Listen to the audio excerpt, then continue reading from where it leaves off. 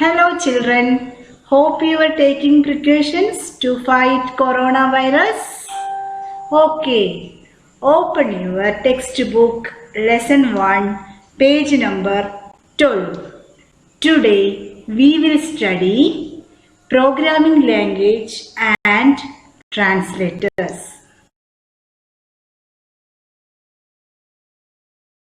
Programming language. A computer understands only machine language, that is 0 and 1. Any program written by a programmer needs to be converted into machine language. A programmer uses simple statements to write a program.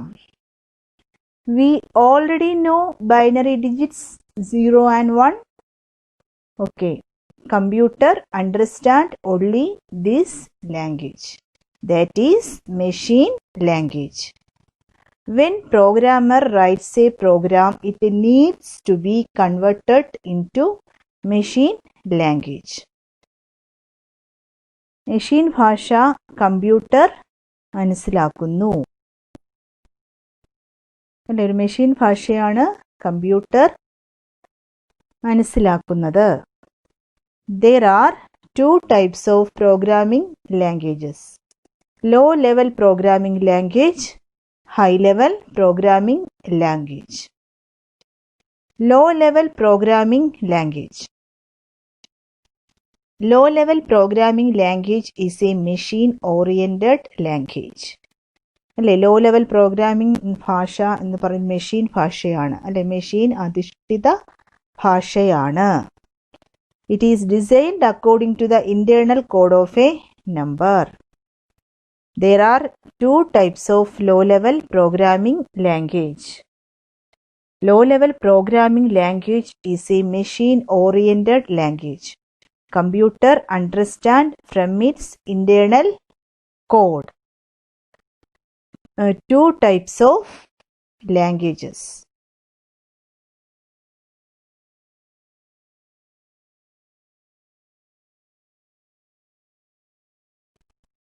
Machine language, assembly language. Machine language. It is a computer language. It uses binary digits, i.e. 0 and 1 for writing programs. Machine language means 0 and 1, that is binary digits.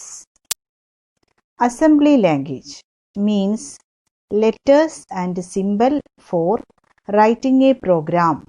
ഒരു program write ചെയ്യുന്നതിന് അക്ഷരങ്ങളും ചിഹ്നങ്ങളും ഉപയോഗിക്കുന്നു. Okay, next one, high level programming language. A high level programming language is written by using simple statements. Written by simple statement. They have certain rules that programmers follow while writing a program. Program has to following rules to write a program. Some of the high-level languages are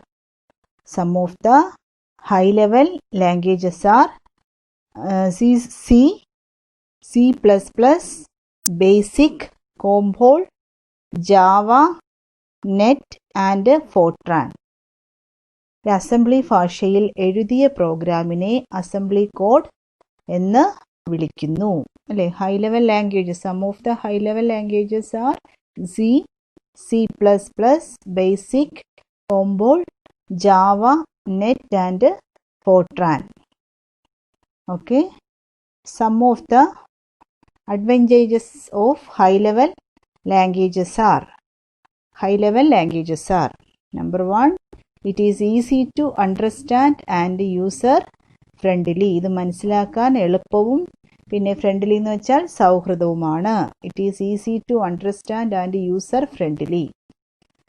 Programs written in high-level languages can be run on various machines. It is not machine dependent. ഉയർന്ന തലത്തിലുള്ള ഭാഷകളിൽ എഴുതിയ programme വിവിധ മെഷീനുകളിൽ പ്രവർത്തിപ്പിക്കുവാൻ കഴിയും. അത് യന്ത്രത്തെ ആശ്രയിച്ചല്ല. It is not machine depended. It is not machine depended. It helps in tracking errors easily. It is an English like language. അല്ലേ, എന്തെങ്കിലും തെറ്റുകൾ അഥവാ പിശകുകൾ ട്രാക്ക് ചെയ്യുന്നതിന് ഇത് സഹായിക്കുന്നു. പിന്നെ ഇത് ഒരു ഇംഗ്ലീഷ് ഭാഷയാണ്. It is an English like language. English പോലുള്ള ഒരു ഭാഷയാണ്.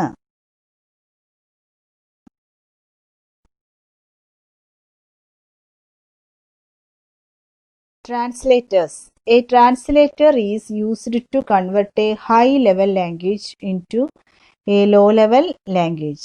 In other words, we can say that a translator converts any high-level programming language into a computer-readable machine language. Translator means തർജ്ജമ, അല്ലെങ്കിൽ ഒരു ഭാഷയിൽ നിന്ന് നമ്മൾ വേറൊരു ഭാഷയിലോട്ട് തർജ്ജമ ചെയ്യുന്നത്, അല്ലേ, translator. The translator used to convert high-level language into low-level language. That is computer-readable language. That is computer-readable language. That is machine language. Okay. There are 3 types of translators: assembler, compiler, interpreter.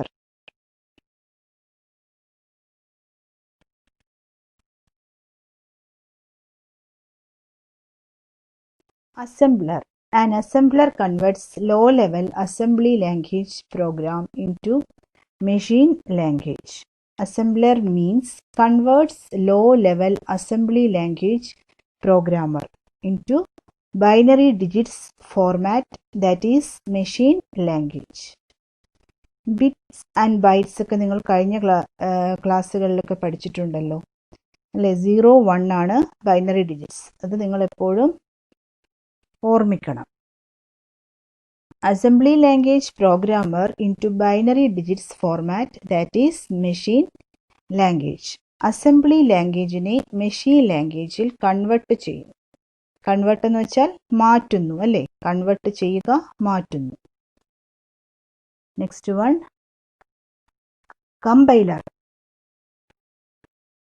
Compiler reads a program, lists all the errors and then converts the program into machine language. Compiler, it finds all the errors in a program, then convert the programs into machine language. തെറ്റുകൾ, പ്രോഗ്രാമിൻ്റെ തെറ്റുകൾ കണ്ടുപിടിച്ച് വായിച്ച് അത് machine ലാംഗ്വേജിൽ convert ചെയ്യാറുള്ളൂ, അല്ലെ. Programme വരുത്തുന്ന തെറ്റുകൾ കണ്ടുപിടിച്ച് വായിച്ച് അത് മെഷീൻ ലാംഗ്വേജിൽ കൺവെർട്ട് എന്ന് വെച്ചാൽ എന്ത് പറഞ്ഞു? മാറ്റുക. Interpreter. An interpreter executes on statement of a program at a time. It converts the program into machine language line by line. Interpreter execute on statement of a program at a time into machine language line by line. ഒരു line കഴിഞ്ഞ് convert ചെയ്തിട്ട് മറ്റൊരു line, ഒരു line കഴിഞ്ഞ് convert ചെയ്തിട്ട് മറ്റൊരു line. Okay, understood?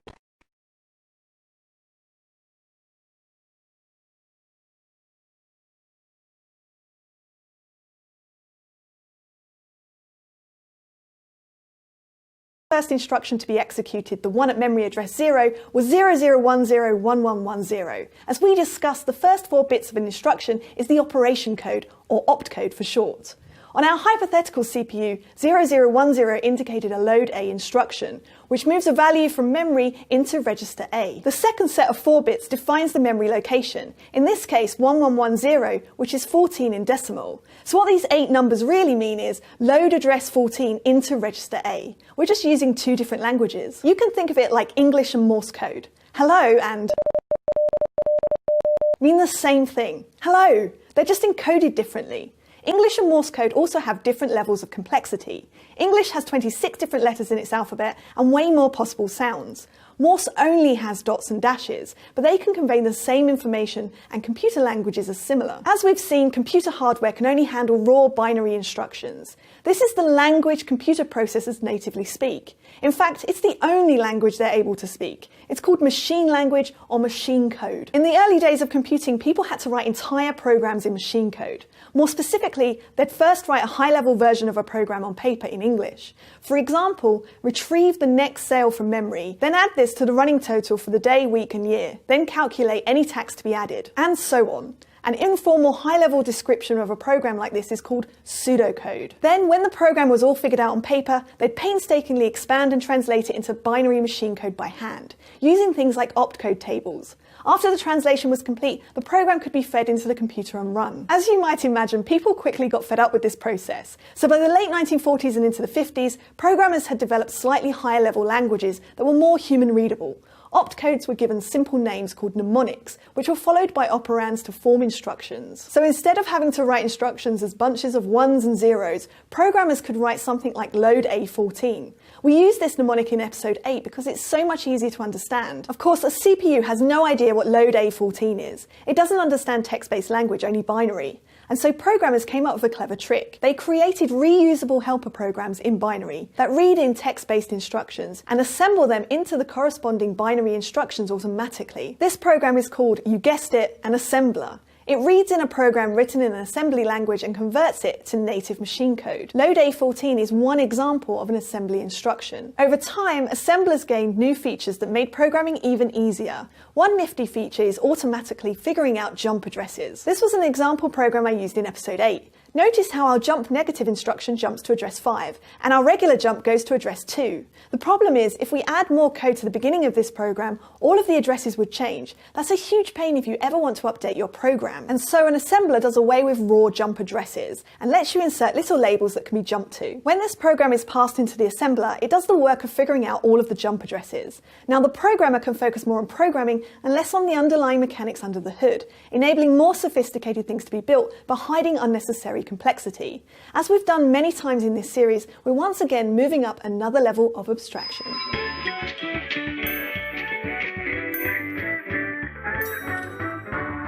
However, even with nifty assembler features like auto-linking jumps to labels, assembly languages are still a thin veneer over machine code. In general, each assembly language instruction converts directly to a corresponding machine instruction, a one-to-one mapping, so it's inherently tied to the underlying hardware. And the assembler still forces programmers to think about which registers and memory locations they will use. If you suddenly needed an extra value, you might have to change a lot of code to fit it in. Let's go to the thought bubble.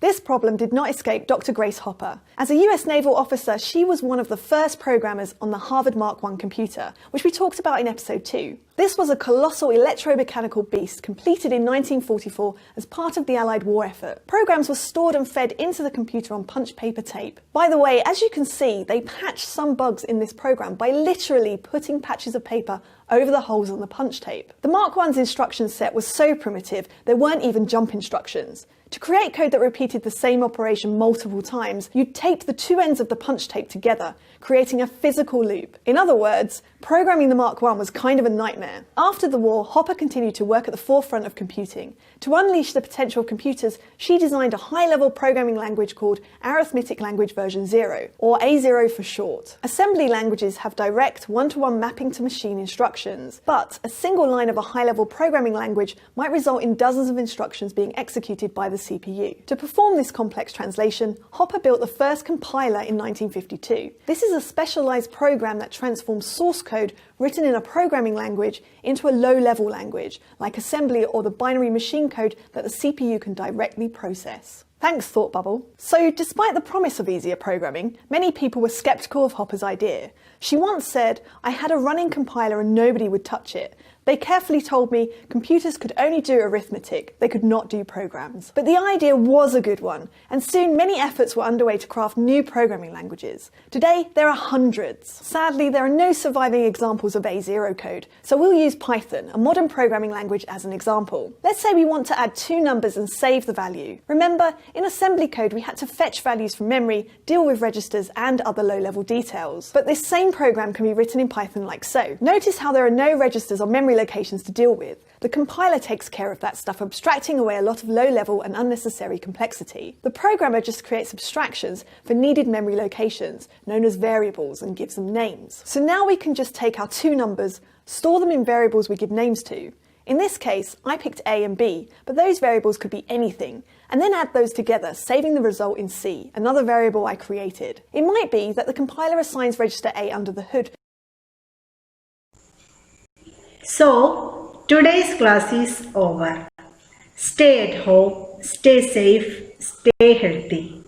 Thank you, children. We can see in the next class. Bye.